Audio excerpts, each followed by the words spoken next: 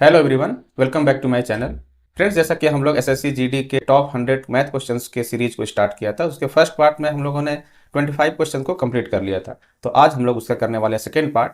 आज हम लोग 26 नंबर क्वेश्चन से आगे बढ़ेंगे। तो चलिए देखते हैं हम लोग इसका नेक्स्ट क्वेश्चन। 4 अंकों की बड़ी से बड़ी संख्या ज्ञात कीजिए जो कि 10, 15 और 18 से विभाज्य हो। तो आप इस क्वेश्चन को ऑप्शन के थ्रू भी कर सकते हो। बहुत ही इजी सा ऑप्शन दिया हुआ है, तो आप इजीली से कर पाओगे। यहाँ पे आप फ्रेंड्स, यहाँ पे आप देख सकते हो कि जो संख्या 10 से डिविजिबल होगा उसके लास्ट डिजिट में कभी भी 9 हो सकता है क्या। तो ये ऑप्शन तो मेरा वैसे भी एलिमिनेट हो गया। अब हमारे पास ऑप्शन बचता है ए, सी और डी। तो यहाँ पे हम लोग देख लेते हैं कि कौन सा आंसर हो सकता है। जो नंबर 18 से डिविजिबल होगा वो 9 से तो होगा ही, और 9 से सारे नंबर डिविजिबल है, 5 से सारे नंबर डिविजिबल है, 10 से सारे नंबर डिविजिबल है। तो इसमें बहुत ज़्यादा कुछ करने की जरूरत नहीं है। इसमें आप डिविजिबिलिटी रूल लगा के आसानी से कर सकते हो। तो यहाँ पे देख रहे हैं कि 10, 15, 18 से तो सारे नंबर डिविजिबल है। अब जो हमारा ऑप्शन बचता है वो सबसे बड़ी से बड़ी संख्या चाहिए। तो सबसे बड़ी से बड़ी संख्या हमारा ऑप्शन नंबर डी दिख रहा है, तो यही हमारा राइट आंसर हो जाएगा।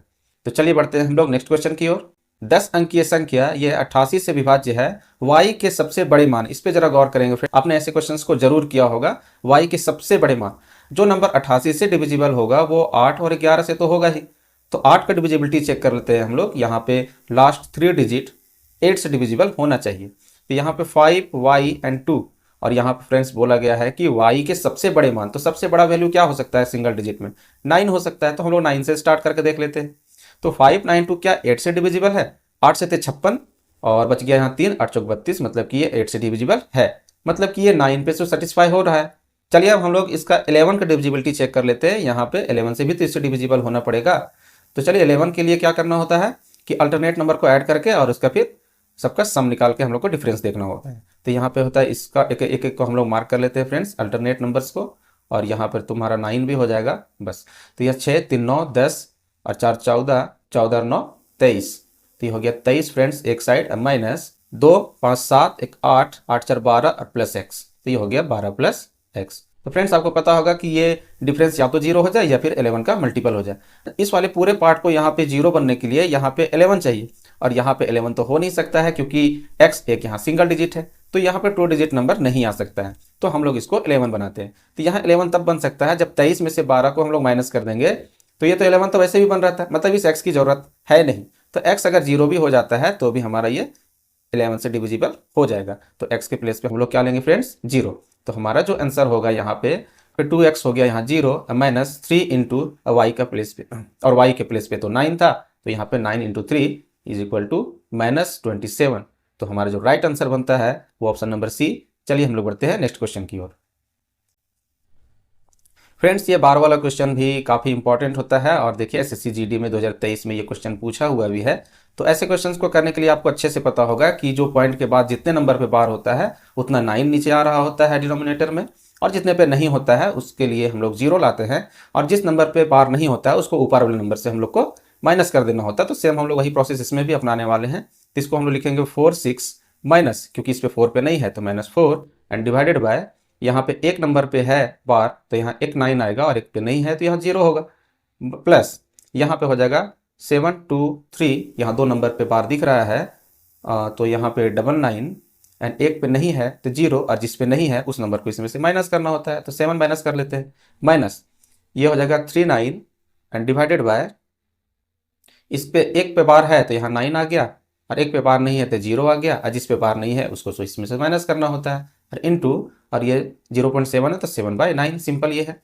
चलिए हम लोग इसको थोड़ा और सॉल्व कर लें। 46 में 4 गया तो हो गया 42/90, प्लस अगर इसमें से 7 को माइनस कर देते हैं तो यहाँ से आ जाता है 716/990, माइनस, और ये हो जाएगा 36। तो यहाँ पे एक ही बार में हम लोग लिखते हैं फ्रेंड्स, यहाँ पे 36 तो 9 से ये डिवाइड हो जाएगा, ये 4 बार में 7 चौक 28, 28/90।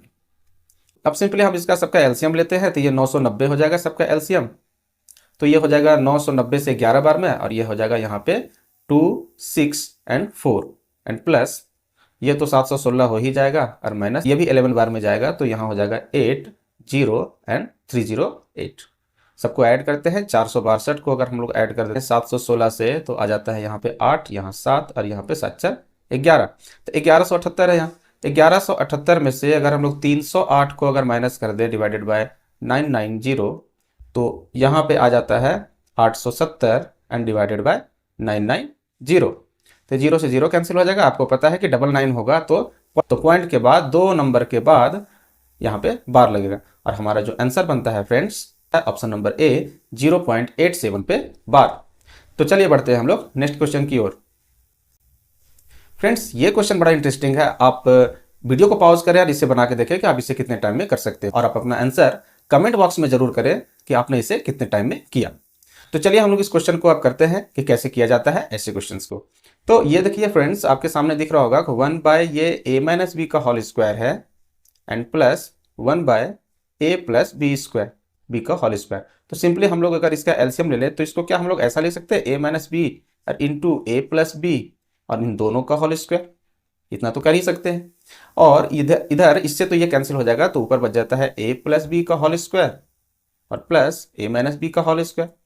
अगर हम लोग a के प्लेस पे 9 और b के प्लेस पे ये 4√5 ले ले तो अब फ्रेंड्स आपको ये रिजल्ट अच्छे से पता होगा कि a प्लस बी का whole square plus a minus B का होल स्क्वायर का जो फाइनल रिजल्ट आता है वो 2ab वाला टर्म तो कट ही जाएगा, तो बचेगा क्या 2 times a square plus B square and divided by यहाँ पे देखिए a माइनस बी और a प्लस बी वाला फॉर्मूला होगा, तो ये a square minus B square है और इसका भी होल स्क्वायर है।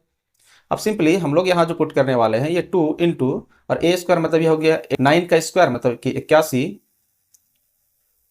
प्लस और यहाँ पे 4√5 है तो इसका भी स्क्वायर हो जाएगा 4 चौक 16 पचे 80 एंड डिवाइडेड बाय आप यहाँ पे देखो कि a स्क्वायर करेंगे तो 81 और ये b स्क्वायर करेंगे तो 80 और दोनों का डिफरेंस करेंगे तो हो जाएगा 1 और 1 का स्क्वायर तो 1 ही हो गया, तो नीचे तो 1 बन गया इज इक्वल टू ऊपर देखिए फ्रेंड्स कि यहाँ 81 और 80 अगर हम लोग ऐड कर देंगे तो हो जाएगा 2 इंटू 161, तो अगर हम लोग इसको इंटू करते हैं तो हो जाएगा 322।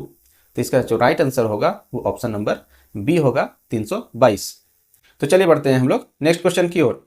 4 धनात्मक संख्याओं का अनुपात 5, 8, 12 और 18 है और उनका एलसीएम यह दिया हुआ है और सबसे बड़ी संख्या और सबसे छोटी संख्या का अंतर हमें निकालना है। तो सबसे बड़ी संख्या यहाँ पे 18 दिख रहा है फ्रेंड्स और सबसे छोटी संख्या यहाँ 5 है। एक्स का वैल्यू पता नहीं क्या आएगा, वो तो बात की बात है, सेकेंडरी चीज है वो। तो यहाँ से बड़ी और छोटी संख्या का डिफरेंस हम लोगों को 13 दिख रहा है, तो यहाँ पे जो आंसर होगा वो 13 का मल्टीपल कंफर्म होगा। तो 124 13 से नहीं कट रहा होता है, 114 भी नहीं हो रहा होता है, 106 भी नहीं हो रहा होता है, तो हमारा जो राइट आंसर बन सकता है option number B 104 is the right answer. तो चलिए हम लोग बढ़ते हैं नेक्स्ट क्वेश्चन की ओर।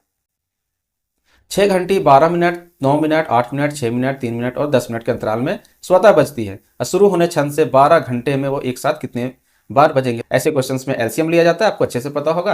12 9 8 6 3 10 का एलसीएम हो जाएगा सबसे बड़ी संख्या 12। तो यहाँ 12 में 9 क्यों नहीं इसको काट पा रहा है, क्योंकि इसके पास 3 तो है बट एक्स्ट्रा एक और 3 नहीं है, तो 3 यहाँ से इसको इंटू कर दिए। 8 से क्यों नहीं कट पा रहा है, क्योंकि ये 4 है बट 2 नहीं है, 2 इसमें दे देते हैं। 6 से तो देखिए 3 और 2 6 बन ही गया, और 3 तो यहाँ पे है ही ऑलरेडी बट 10 नहीं है क्योंकि इसके पास 2 तो है बट 5 नहीं है, तो 5 भी इसको देते हैं। तो फाइनली इसका एलसीएम हो जाएगा 5 दूनी 10 या 30 और 1230 से इंटू करेंगे तो हो जाएगा 360 मिनट। तो 360 मिनट मीन्स होता है फ्रेंड्स 6 आवर। अगर इसे हम लोग आवर में कन्वर्ट करें तो 60 से डिवाइड करने पर, तो 6 घंटे में ये एक बार एक साथ बजेंगी, तो 12 घंटे में ऑब्वियस सी बात है कि 6 घंटे में अगर एक साथ बजती है तो 12 घंटे में 2 बार बजेंगी। तो इसका राइट आंसर होगा ऑप्शन नंबर डी। तो चलिए हम लोग बढ़ते हैं नेक्स्ट क्वेश्चन की ओर। फ्रेंड्स ये रिजल्ट देख के ही आपको पता होना चाहिए कि 1 सेकंड में इसका आंसर आ जाए, और इसका जो राइट आंसर होता है ऑप्शन नंबर सी। ये अलजेब्रा का बहुत ही एक फिक्स पैटर्न का क्वेश्चन, कई बार इससे क्वेश्चन पूछा गया है। a का क्यूब प्लस बी का क्यूब प्लस सी का cube is equal to 3ab c। तो ये कब हो सकता है, तो a plus B plus C is equal to 0। आपको फॉर्मूला पता होगा a का क्यूब प्लस बी का क्यूब प्लस सी का cube minus 3abc is equal to a plus B plus C और a square plus B square plus C square minus A B minus B C minus C A. और ये part 0 तब होता है जब तीनों का सम 0 हो जाए, और ये पार्ट 0 तब होता है जब तीनों आपस में इक्वल हो जाए। तो ऐसे कॉन्सेप्ट को अलजेब्रा के क्लास में पूरा बताया जाता है। तो चलिए हम लोग बढ़ते हैं नेक्स्ट क्वेश्चन की ओर। फ्रेंड्स ये एक अच्छा क्वेश्चन है। जब एक प्राकृतिक संख्या की एक सूची में 25 को सम्मिलित कर दिया जाए तो उनका औसत 4 की वृद्धि हो जाती है, और जब नई सूची में जो नई सूची आ जाती है उसमें 7 को सम्मिलित कर दिया जाए तो नई सूची का जो औसत होगा वो 1/3 का कमी हो जाता है। तो ऐसे क्वेश्चंस को फ्रेंड्स अगर आपने पूरा मेथड से किया तो बहुत ही ज़्यादा लेंदी हो जाएगा, आपके दो इक्वेशंस बनेंगे, वो दोनों इक्वेशंस को सॉल्व करना होगा, तो इसमें आपका बहुत टाइम जाएगा। तो ऐसे क्वेश्चन को आप ऑप्शन के थ्रू जल्दी से कर सकते हो, हालांकि कैलकुलेशन फिर भी आपका अच्छा खासा होगा, तो फिर भी हम लोग ऑप्शन के हेल्प से पूरे कॉन्सेप्ट से लगने वाले समय से हम लोग जल्दी बना पाएंगे। तो हम लोग देखते हैं कि इसे कैसे कर पाते हैं। तो प्राकृतिक संख्याओं की एक सूची सपोज कर लेते हैं कि वो संख्याएं 3 है, यहां से हम लोग ऑप्शन नंबर ए से ले लेते हैं। अगर 3 संख्या होगा तो चलिए, नंबर अगर 3 है तो, और यहाँ पे इसका हम लोग एवरेज सपोज कर लेते हैं कि औसत यहाँ हमारा होगा सपोज x। तो x अगर औसत है तो सबका सम क्या हो जाएगा फ्रेंड्स, 3x प्लस, अगर इस नंबर में हम लोग 25 को ऐड कर दें तो अब जो हमारा नंबर है वो 3 तो नहीं बचा, अब ये 4 हो गया। अब बराबर यहाँ से जो औसत हो जाता है वो 4 की वृद्धि हो जाती है। औसत हमारा x था तो यहाँ से 4 की वृद्धि हो गई। अगर इसको हम लोग सिंप्लीफाई करते हैं तो यहाँ से आ जाता है ये 4x प्लस 16, और ये x का वैल्यू जो आ जाएगा फ्रेंड्स, अगर 4x को इधर करते हैं तो यहाँ से जो हमारा x का वैल्यू हो जाता है वो 9, मतलब कि एवरेज 9 है। तो अगर ये जो सेकेंड केस दिया हुआ है, अगर इससे भी हमारा औसत 9 आ जाता है तो हमारा आंसर ऑप्शन नंबर ए होगा, अदरवाइज नहीं होगा। तो का जो सेकेंड कंडीशन दिया है कि जब इस नई सूची में 7 को सम्मिलित कर दिया जाए, तो चलिए यहाँ से देखते हैं कि इस सूची में मतलब कि x प्लस 25 तो था ही, अब इसमें से 7 को भी हम लोग अगर ऐड कर दे तो यहाँ पे टोटल नंबर अब कितना हो गया, 4 तो पहले हो चुका था, अब यहाँ पे 5 हो गया। तो यहाँ पे जो पहले का औसत है ये यहाँ नई सूची में बोला गया है फ्रेंड्स, आप इस पर जरा गौर करेंगे तो यहाँ पे 1/3 का कमी भी हो जाता है सभी में, कुछ इस तरह से। तो अगर हम इसको सॉल्व करें तो ये हो जाएगा क्या, 3x प्लस यहाँ पे 32, और सबको दोनों के लिए अगर अलग अलग स्प्लिट कर दे तो यहाँ से कुछ इस तरह से हो जाएगा इज इक्वल टू, और यहाँ से x हो जाएगा और माइनस, और 4/3 मतलब हो जाएगा प्लस के साथ 4 × 12 में 11 हो गया, 11/3। अब देख पा रहे हैं फ्रेंड्स कि इसको अगर हम लोग इधर लेके आएंगे तो ये हो जाएगा 2x/5 इज इक्वल टू, यहाँ पे अगर 32/5 में से 11/3 को हम लोग माइनस कर देंगे तो 32 × 96 हो गया, 11×5 = 55 हो गया, 8/15 और बटा 2x/5। आप देख पा रहे हो कि किसी भी स्थिति में ये x का वैल्यू 9 आने वाला है, तो ये हमारा आंसर नहीं हो सकता है। तो इतना जो हम लोग मेहनत कर रहे थे ये हमारा आंसर नहीं होगा। तो चलिए हम लोग अपने सेकेंड ऑप्शन को चेक कर लेते हैं कि क्या इससे आंसर आता है या नहीं। तो चलिए फ्रेंड्स हम लोग ऑप्शन नंबर बी को ट्राई करके देखते हैं कि क्या इससे आंसर आता है या नहीं। तो अगर संख्या 4 हो जाएगा तो यहाँ पे हो जाएगा 4x प्लस, और ये हो जाएगा 25। अगर हम इसमें 25 में अगर एक को ऐड कर, और अगर यहाँ पे अब हमारा जो नंबर हो जाता है 25 को ऐड करने के बाद हमारा ये नंबर हो जाता है 5 नंबर, और यहाँ पे हो जाएगा x प्लस 4। तो चलिए इसको क्रॉस मल्टीप्लाई कर ले, तो यहाँ से 4x plus 25 is equal to हो जाता है 5x प्लस 20, और अगर इसको सॉल्व कर देंगे तो x इज इक्वल टू हो जाता है 5। तो हमारा जो एवरेज आता है 5, सेकेंड केस से भी अगर हमारा एवरेज 5 आ जाता है तो हमारा ऑप्शन बी करेक्ट हो जाएगा। तो चलिए सेकेंड हम लोग देखते हैं कि नई सूची में क्या होता है कि ये 4x प्लस 25 तो रहेगा, इसके साथ साथ हम लोग को 7 को भी और ऐड करना है, तो हो जाएगा 32 एंड डिवाइडेड बाय, अब हमारा एक नंबर और ऐड हो चुका है तो यहाँ हो जाएगा 6, अब बराबर यहाँ पे x प्लस 4, अब माइनस यहाँ 1/3 तो होगा ही। अब यहाँ पे हम लोग देख लेते हैं कि ये 4x प्लस 32 है, तो इसके लिए अलग स्प्लिट कर लेते हैं, इसके लिए अलग स्प्लिट कर लेते हैं, थोड़ा ईजी होगा ये, इज इक्वल टू, और यहाँ पे x प्लस यहाँ पे हो जाएगा 11/3। तो अगर चलिए इसको 2 से काट लेते हैं, 2 से 2 बार में जाएगा, ये 3 बार में जाएगा, इसको भी काट लेते हैं, यहाँ से ये 16 बार में जाएगा और ये 3 बार में जाएगा। तो यहाँ से सिंपली अब x को x ऐड कर लेते हैं, तो इधर से x में से अगर हम लोग 2x माइनस 3 को माइनस कर दें तो यहाँ पे x/3 बच रहा होगा, और इस पार्ट में ये 16/3 में से अगर हम लोग 11/3 को माइनस कर देंगे तो यहाँ हो जाएगा 5/3, 3 से 3 कैंसिल हो गया। आप देख पा रहे हैं कि x का वैल्यू 5 आ गया।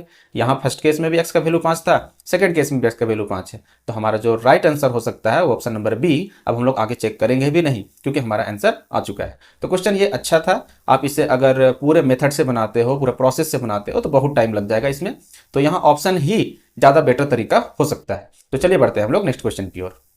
10 प्रश्नों का औसत अगर 46 दिया हुआ, बाद में पता चलता है कि 142 की जगह पे गलती से आपने 42 पढ़ दिया था, तो ये औसत जो है वो 46 है, और आपने पढ़ दिया था 42 गलती से, मतलब कि 100 की कमी हो गई थी, 100 इसमें से देना होगा। बट ये 100 10 फ्रैक्शन में बट जाएगा तो डिवाइडेड बाय 10, तो 10 से ये कैंसिल हो जाता है, तो 46 और 10 56। ये बहुत ईजी क्वेश्चन था, आप अगर ऐसे करते हो तो ईजिली आप कर पाओगे। चलिए बढ़ते हैं हम लोग नेक्स्ट क्वेश्चन की ओर। 8505 रुपए को PQR में इन अनुपात में बांट दिया जाता है, P और R के हिस्से का अंतर क्या होगा। सबसे पहले हम लोग इसका रेशियो सही से निकाल लेते हैं PQR का। तो फ्रेंड्स ये हो जाएगा 3 एकम 3 और ये हो जाएगा 4/3, 4 एकम 4 और 3 7/4 और यहाँ से हो जाएगा 6 दूना 12 और 1 13/6। फ्रैक्शन में जो रेशियो है इनको पहले सुधार लेते हैं। 3 4 6 का एलसीएम हो जाएगा 12, तो सारे नंबर को अगर हम लोग 12 से इंटू कर दे तो यहाँ पे हो जाएगा 3 चौके 12, 4 तिया 12 और 6 दूना 12। तो हमारा जो रेशियो बनता है वो 16, यहाँ 21 और यहाँ पे 26। और फ्रेंड्स यहाँ पे पूछा गया है पी और आर के बीच का रेशियो का अंतर, तो ये 16 और 26 का अंतर कितना हो जाता है 10। तो हमारा जो आंसर हो सकता है वो 10 का मल्टीपल तो कंफर्म होगा। तो ऑप्शन नंबर ए और ऑप्शन नंबर बी तो ऐसे ही आउट हो जाता है। फिर भी हम लोग के पास यहाँ पे 2 ऑप्शन बच जाता है, तो कोई बात नहीं, यहाँ हम लोग कर लेते हैं। 16, 21 और 26 सबको ऐड कर देंगे तो हो जाएगा फ्रेंड्स यहाँ पे हो जाता है 63। 63 का मतलब यहाँ पे दिया हुआ है 8505। ये 63 से 135 बार में चला जाएगा। आप इसे डिवाइड करके देख सकते हो। ये 135 बार में चला गया तो 10 का मतलब हो जाएगा 1350। तो हमारा C is the right answer, D answer नहीं हो सकता है। तो चलिए बढ़ते हैं हम लोग नेक्स्ट क्वेश्चन की ओर। 3 संख्याएं एबीसी का अनुपात 15, 21 और 27 है। इनका योग अगर 441 है। बी और ए के बीच का अंतर, बी और ए इन दोनों के बीच का अंतर हम लोग को दिख रहा है यहाँ पे 6, और सी और बी के बीच का अंतर, सी और बी के बीच का अंतर भी 6 है। तो फ्रेंड्स यहाँ पे जो रेशियो होने वाला 1 और 1, एग्जैक्ट वैल्यू को हमको निकालने की जरूरत भी नहीं है। तो option number B is the right answer. ऐसे क्वेश्चन को इन तरीकों से ही आपको बनाना पड़ेगा, तभी आपका समय बच पाएगा एग्जाम टाइम पे। तो चलिए बढ़ते हैं हम लोग नेक्स्ट क्वेश्चन की ओर। x माइनस वाई का 30%, x माइनस वाई का 30% है, यहाँ पे इसको हम लोग लिख लेते हैं फ्रेंड्स। और इसके बाद यहाँ से x प्लस वाई का 20%। तो ठीक है, ये परसेंट से परसेंट कैंसिल आउट हो जाएगा और ये 0 से 0 भी कैंसिल आउट हो जाएगा। तब यहाँ पे देख पा रहे हो कि x प्लस वाई और x माइनस वाई बराबर हो जाएगा यहाँ पे 3/2।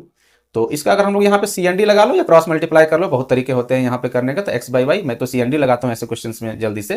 तो यहाँ से 3 और 2 यहाँ 5 हो जाएगा, और 3 में 2 चला गया तो 1 हो जाएगा। दोनों का रेशियो यहाँ पे दिख ही रहा है। यहाँ पे फ्रेंड्स पूछा गया वाई x का कितना परसेंट है। वाई मतलब कि एक जो है वो x का मतलब कि 5 का कितना परसेंट है, 1/5। बच्चा जानता है कि ये 20% होता है। तो ऑप्शन बी ए, तो option A is the right answer. तो चलिए बढ़ते हैं हम लोग नेक्स्ट क्वेश्चन की ओर। कोई दुकानदार 500 नोटबुक खरीदता है और उनमें से 300 नोटबुक उस मूल्य पर बेचता है जिस पर, ये क्वेश्चन बहुत ही अच्छा क्वेश्चन है। आप वीडियो को पॉज करके इस क्वेश्चन को बना के देखें कि आप इस क्वेश्चन को कितने समय में कर सकते हो और आपने क्या उस क्वेश्चन का राइट आंसर किया या नहीं। आप कमेंट बॉक्स में इसका आंसर दे सकते हो। तो चलिए हम लोग इस क्वेश्चन को करते हैं। कोई दुकानदार 500 नोटबुक खरीदता है, तो हम लोगों को पता नहीं है कि नोटबुक का रेट क्या है। तो सपोज कर लेते हैं कि उसका सीपी है 1 रुपया, इतना तो सपोज कर ही सकते हैं। तो हमारा जो 500 नोटबुक का जो रेट होगा 500 नोटबुक का, वो हो जाएगा 500 रुपया। तो चलिए ये तो सीपी है। सामान को बेचा कैसा गया है, आप देखो यहाँ 300 नोटबुक को बेचा है, फिर 140 नोटबुक को बेचा है 20% अधिक कीमत पे, और शेष नोटबुक को फिर क्रय मूल्य पर बेच दिया जाता है। तो कितना स्लॉट में बेचा गया है इसको, एक 300, एक 140, और जो रेस्ट बचता है हमारे पास 60 नोटबुक, वो इस तरह से सेल किया गया है। तो अब यहाँ पे देखो कि 300 को कितना, तो इस 300 नोटबुक को कितने रेट में बेचा गया है। तो 300 नोटबुक के उस मूल्य पर बेचा गया है जिस पर 500 नोटबुक खरीदे गए थे, मतलब इसको 500 रुपये में बेच दिया गया होगा। अच्छा, आप मुझे ये बताओ कि अगर 300 नोटबुक को हम लोग 500 में बेच देंगे तो पर नोटबुक का कितना हो गया एसपी हमारा, 500/300। सिंपल है, मतलब कि 5/3।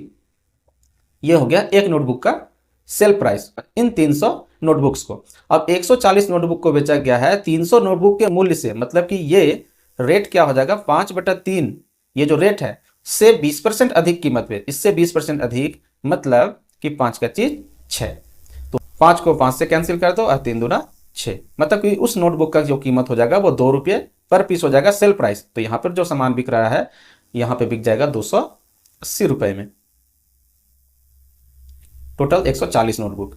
अब हमारा जो 60 नोटबुक जो हमारा 60 नोटबुक बच रहा है लास्ट, उसे बेचा जाता है क्रय मूल्य पर। क्रय मूल्य कितना था फ्रेंड्स, 1 रुपया हम लोग मान के चले थे। तो 1 रुपया पीस से अगर ये बेचता है तो यहाँ पे 60 रुपया में ये सामान, इसका सारा नोटबुक बिक जाएगा। अब फ्रेंड्स देखते हैं कि हम लोग जो इस सामान को खरीदे थे 500 रुपये में, बट हम लोग का जो बिका है वो 500 रुपये में यहाँ पे बिका था, प्लस उसके बाद 280 रुपये में यहाँ बिका और 60 रुपया।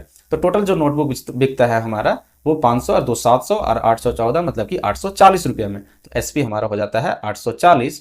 तो आप देख पा रहे हैं, इन दोनों को चाहो तो रेशियो निकालो या डायरेक्ट हम लोग माइनस करके भी कर सकते हैं। तो सिंपली यहाँ पे दिख रहा है हम लोगों को 340 रुपये हम लोग को फायदा हो रहा है कितने सामान में से, 500 में से।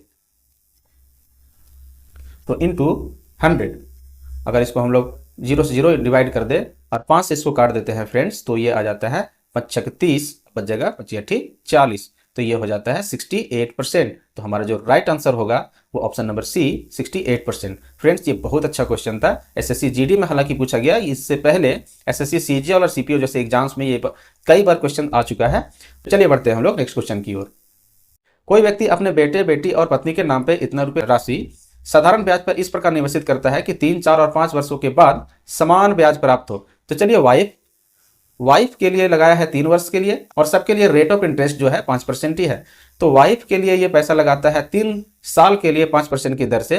तो चलिए यहाँ पे 3 गुना 5% हो गया, और बराबर इससे जो रेट ऑफ इंटरेस्ट मिलने वाला है वो बराबर हो जाएगा, बेटे पे लगाने वाला है ये 4 वर्ष के लिए, तो सन कर देते हैं एस इंटू, और इसके लिए भी है 4 वर्ष और 5% का रेट ऑफ इंटरेस्ट, और बराबर, और यहाँ बेटी के लिए, यहाँ पे डॉटर के लिए दिया गया है कितना, 5 वर्ष के लिए, और रेट ऑफ इंटरेस्ट कितना है फ्रेंड्स, 5% ही लगेगा, क्योंकि रेट ऑफ इंटरेस्ट सबके लिए सेम है। तो यहाँ से आप देख पा रहे हैं कि रेट ऑफ इंटरेस्ट सारे दूसरे से कैंसिल आउट हो जाता है।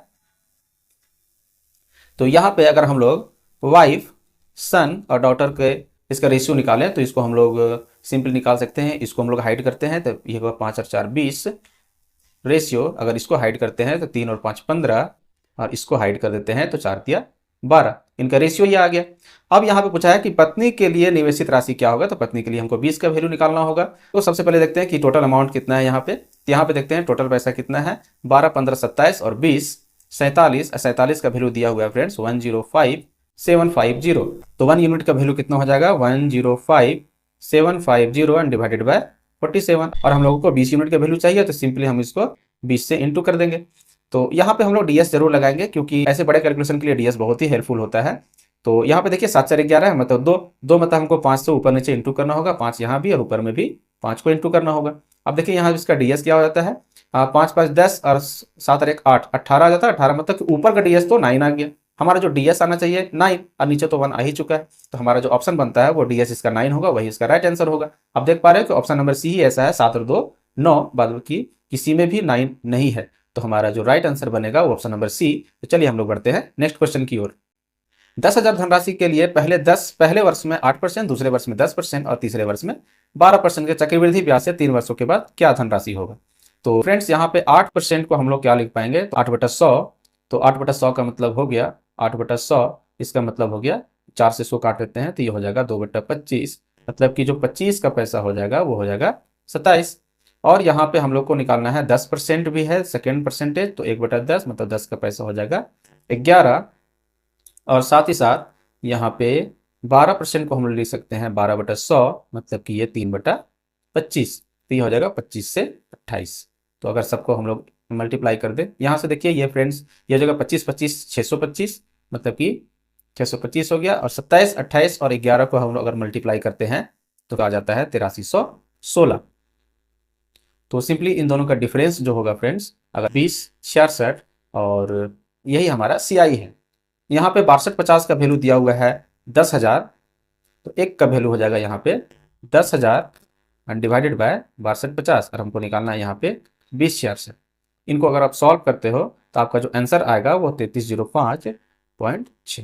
तो ऑप्शन आपका सी बनता है इसका राइट आंसर। तो चलिए बढ़ते हैं हम लोग नेक्स्ट क्वेश्चन की ओर। ABC ने एक व्यापार शुरू किया है, A के निवेश का 3 गुना। तो A का निवेश का 3 गुना बराबर है B के निवेश का 2 गुना, और बराबर है C के निवेश का 4 गुना। सिंपल क्वेश्चन है यहाँ से। तो ABC का अगर हम रेशियो निकालते हैं तो वो हाइड करने वाला मेथड लगा लेते हैं। इसको अगर हाइड करेंगे तो ये दोनों को गुना करेंगे तो 8, इसको अगर निकालना है तो इसको हाइड करेंगे 4 तिया 12, इसको हाइड करेंगे तो 3 दूना 6। तो इसका जो रेशियो हो जाता है इन 4, और ये हो जाएगा 6 और ये 3। और यदि कुल लाभ में से C के हिस्से में से ये आता है तो 3 का मतलब दिया हुआ है 4863। तो 1 का वैल्यू क्या हो जाएगा फ्रेंड्स, 3 कम 3 3 6 18, 3 दूना 6 1621। हम लोग का A का वैल्यू निकालना है तो 1621 से ये इंटू होगा सिंपली। तो 16 चौक 64 और 64 चौक 84। Option number B is the right answer. चलिए बढ़ते हैं हम लोग नेक्स्ट क्वेश्चन की ओर। यदि कंक्रीट में चूने के 3 भाग, बजरी के 7 भाग और रेत का 6 भाग है, तो यहाँ से 800 किलोग्राम कंक्रीट में बजरी की मात्रा कितनी होगी। तो ठीक है, हम लोग यहाँ से निकाल लेते हैं। कंक्रीट है 800, पूरा कंक्रीट में 3 पार्ट है, जिसमें से एक चूना है, चूना के साथ बजरी है, और बजरी के साथ रेत है। तो ये हो जाता है 3 भाग इस कंक्रीट में, ये 7 भाग और ये 6 भाग।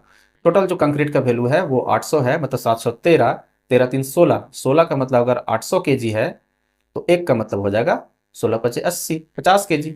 तो हम लोग को यहाँ निकालना है बजरी की मात्रा, बजरी की मात्रा निकालना है, मतलब कि 7 का वैल्यू निकालना होगा, 7 पचे 35, मतलब 350, 350 केजी वो उसकी मात्रा हो जाएगी। तो option number A is the right answer. चलिए बढ़ते हैं हम लोग नेक्स्ट क्वेश्चन की ओर। यदि 35 आदमी, चलिए 35 मैन कर सकता है 6 दिनों में कोई एक काम कर रहा होगा, तो 7 आदमी उसी काम का, तो 7 आदमी करेगा उसी काम का आधा हिस्सा, आधा हिस्सा मतलब 1/2, 1/2 हिस्से को करेगा कितने दिन में? तो सपोज कर लेते हैं x दिन में कर लेगा। ये सीधा MDH वाला फॉर्मूला है। ये 2 को हम लोग ऊपर लेके जाते हैं, ये 35 गुना 6 और ये ऊपर जाएगा 7 गुना 2 गुना x। सिंपली हम लोग इसको सॉल्व करेंगे, 7 से कट जाएगा 5 बार में, 2 से कट जाएगा ये 3 बार में, आंसर हो जाएगा 15। तो हमारा जो राइट आंसर होगा ऑप्शन नंबर डी। ये तो बहुत इजी सा क्वेश्चन हो गया। चलिए बढ़ते हैं नेक्स्ट क्वेश्चन की ओर। पाइप सी टैंक को 12 घंटे में भर सकता है। चलिए सी को हम लोग कर देते हैं, ये 12 आवर में भर सकता है। और पाइप डी 40 घंटे में भर सकता है, पाइप डी 40 घंटे में भर सकता है। दोनों का एलसीएम हो जाएगा फ्रेंड्स 120, मतलब 120 यूनिट हम लोग का वो टैंक का मात्रा है। तो 12 सी हो जाएगा 10 बार में, 40 हो जाएगा ये 3 बार में। सी दोनों को मिलाकर इस टैंक को कितने घंटे में भर सकता है? इससे ज्यादा इजी क्या होगा, 120 को भरना है, इन दोनों का क्षमता 13 है, तो 120/13, option number C is the right answer. चलिए बढ़ते हैं हम लोग नेक्स्ट क्वेश्चन की ओर। एक कार की चाल 25% की वृद्धि हो जाए। चलिए इसका स्पीड हम लोग देख लेते हैं कि 25% वृद्धि हो गया, मतलब कि 1/4 होता है 25% का वैल्यू, मतलब कि 4 से इसका स्पीड 5 हो गया। अगर समान दूरी है तो सोचिए कि अगर डिस्टेंस फिक्स रहता है तो स्पीड और टाइम एक दूसरे का रेसिप्रोकल होता है। तो अगर स्पीड का रेशियो ये है तो टाइम का रेशियो 5 या 4 हो जाएगा। और यहाँ से 24 मिनट कम समय लगता है, तो यहाँ पे समय पहले 5 लगता था, अब लग रहा है 4, एक का कमी हो गया, एक का मतलब दिया हुआ है 24 मिनट की कमी हो गई। तो हम लोग को निकालना है 5, यूजुअल समय निकालना है वास्तविक चाल। तो इसके लिए लग जाएगा 24 बच्चे 120 मिनट। 120 मिनट के लिए टाइमिंग मतलब क्या होता है फ्रेंड्स, अगर इसको आवर में कन्वर्ट करें तो 2 घंटे। तो जो ऑप्शन हमारा बनता है option number A is the right answer. चलिए बढ़ते हैं हम नेक्स्ट क्वेश्चन की ओर।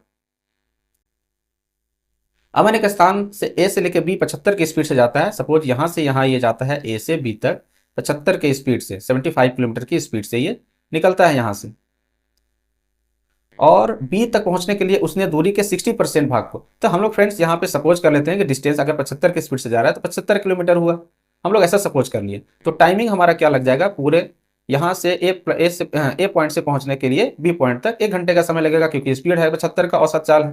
तो चलिए 1 घंटा लग जाता है। तो यहाँ दूरी का 60% अगर हम लोग फ्रेंड्स अगर निकाले तो 75 का 60% हो जाएगा 3/5, 5 से इसको काट लेते हैं तो हो जाएगा 15, 15 45 किलोमीटर। तो 45 किलोमीटर तो हमारा ये हो गया इसका 60%। जो रेस्ट पार्ट बचता है इसका कितना, 30 किलोमीटर। इस 45 किलोमीटर को जाने में लगता है उसको कुल यात्रा में लगने वाले समय का 8/15 है। कुल यात्रा में लगने वाला समय कितना था फ्रेंड्स, हम लोग अभी हम लोगों ने यहाँ पर निकाला 1 घंटे, मतलब कि 60 मिनट गुना 8/15, 15 चौके 60, मतलब कि इनको लग जाता है 32 मिनट। तो अगर इसको 32 मिनट लगा है और कुल मिला के अगर इसको 1 घंटे का समय लगता है, तो यहाँ पे आप देख ही पा रहे हो कि इसको 28 मिनट लगेगा। तो 28 मिनट लगेगा फ्रेंड्स। तो यहाँ पे जो एक्स चाल से चल रहा है ये, तो इस एक्स का वैल्यू निकाल पाएंगे कि 30 किलोमीटर का डिस्टेंस है, 28 के स्पीड से जाता है, 28 यहाँ पे इसका टाइमिंग है, तो 28/60 कर लेते हैं। तो यहाँ पे ये आवर में चेंज हो जाएगा। इसको हम लोग सॉल्व कर लें तो ये 4 से चला जाएगा, 4 से 28, 4 से चला जाएगा 15, 15 3 45, मतलब 450/7, 7 42, और यहाँ पे बच जाता है कितना 3 और 7 28, मतलब 64 किलोमीटर अप्रॉक्सीमेटली इसका वैल्यू आएगा, 64 किलोमीटर पर आवर। तो option number B is the right answer बन सकता है इस क्वेश्चन के लिए। तो ये अच्छा क्वेश्चन था। तो चलिए हम लोग बढ़ते हैं नेक्स्ट क्वेश्चन की ओर। 1 वर्ष पहले ए और बी की आयु का अनुपात 4:3 था, ठीक है। तो वर्तमान यहां पे रख लेते हैं, और 1 वर्ष पहले तो 1 ईयर, 1 वर्ष पहले हम लोग यहां पे रख लिए, इसका अनुपात कितना है ए और बी का 4:3। अब से 7 वर्ष बाद, यहां से 7 वर्ष के बाद हम लोग 4 वर्ष इसका आगे 7 वर्ष आगे बढ़ जाते हैं, तो इसका अनुपात है 9:7। तो बी की वर्तमान आयु क्या होगा, तो यहाँ पे वर्तमान में पूछा जा रहा है बी की वर्तमान आयु। आप यहाँ से देख पा रहे हो कि 4 से 9 हो गया, मतलब 5 यूनिट बढ़ गया, 3 से यहाँ 7 हो गया, तो यहाँ से 4 यूनिट बढ़ा है। सबसे पहले यहाँ पे तो ये रेशियो ही गड़बड़ है।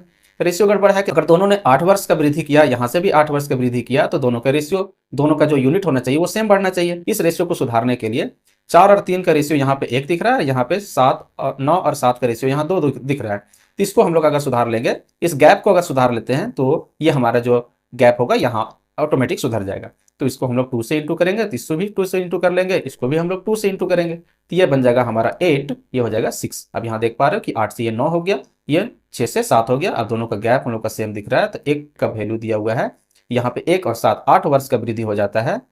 तो जब 1 का मतलब 8 वर्ष है तो बी का निकालना है, तो हम लोग सिर्फ बी पे टारगेट करते हैं। तो बी उस समय 1 साल पहले अगर हो जाता है 48 साल का, तो 1 साल के बाद कितना हो जाएगा फ्रेंड्स, ये हो जाएगा 49 वर्ष का। हमारा ऑप्शन ए बनता है उस क्वेश्चन के लिए राइट आंसर बनता है। तो चलिए हम लोग बढ़ते हैं नेक्स्ट क्वेश्चन की ओर। फ्रेंड्स ये एक डाटा का क्वेश्चन है, उम्मीद करते हैं कि आपको ये अच्छे से विजिबल होगा। तो यहाँ पर निकालना है 2014 के निर्यात के लिए। तो यहाँ से जो ग्रे कलर का दिख रहा है वो 2014 को बता रहा है, जो पूरा डार्क वाला दिख रहा है रीजन वो हो गया 2015 का डाटा। तो 2014 में निर्यात किए गए बी, सी और ई। तो यहाँ 2014 के लिए फ्रेंड्स हम लोग ग्रे कलर वाला लेंगे, निकालना है बी, सी और ई। तो बी के लिए हो गया 25, तो यहाँ 25 पर रखते हैं। सी में हो जाएगा 43 एंड ई में हो जाएगा आपका फ्रेंड्स 50। तो सबको हम लोग ऐड कर देते हैं, तो हो जाएगा 8 5 4 9 10 11, मतलब कि 118। तो यहाँ पे आ जाता है बी का, बी, सी और ई का 2014 में निर्यात। और 2015 का देखते हैं, A B C D E सबका दिया हुआ है फ्रेंड्स। तो यहाँ से इसको हम लेंगे 35 33 40 55 और 57।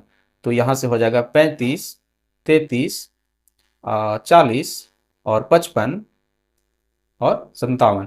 अगर सबको ऐड करें तो आप जितना जल्दी ऐड कर पाओ को तरीका पता होना चाहिए कि 33 और 57 को जोड़ेंगे तो 90, और 35 और 55 को जोड़ेंगे 90, 90 90 180 हो चुका है, और 40 यहाँ से हो जाएगा 220। तो सबको ऐड कर दिए 220 आ गया।